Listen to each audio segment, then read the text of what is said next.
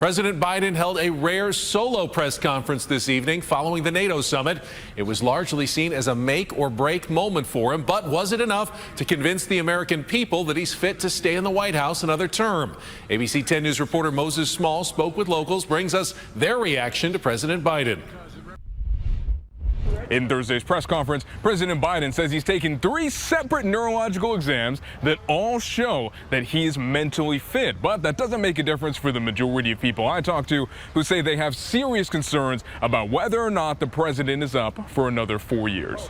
What worries you the most about his mental fitness? He may die.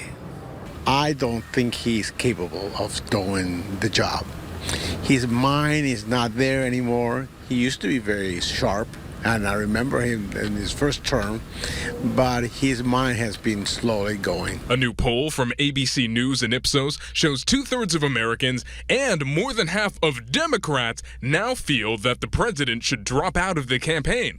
Democrats like Lori Taylor, who feel discouraged by his performance in the last presidential debate. I was almost in tears. I mean, it was so sad. I honestly think he should probably step down, but I don't know if that's going to happen because he says, he's not going to. Some other voters say they still believe Biden is up for the job. I think it came off a lot worse than it probably is, but the alternative of Trump to me is non-negotiable. In that same Ipsos poll, Donald Trump and Joe Biden are neck and neck because of some voters' concerns about former President Donald Trump. Well, let me put it this way. I can't stand Trump. I can't stand him. So I almost want to say I would vote for a slug over Trump. And many say they're not fans of either one. So I'm hoping that somebody else will step in, some independent individual will come in and do something better. Honestly, I'm not sure. I'm just not sure if I'll vote. In Balboa Park, Moses Small, ABC 10 News.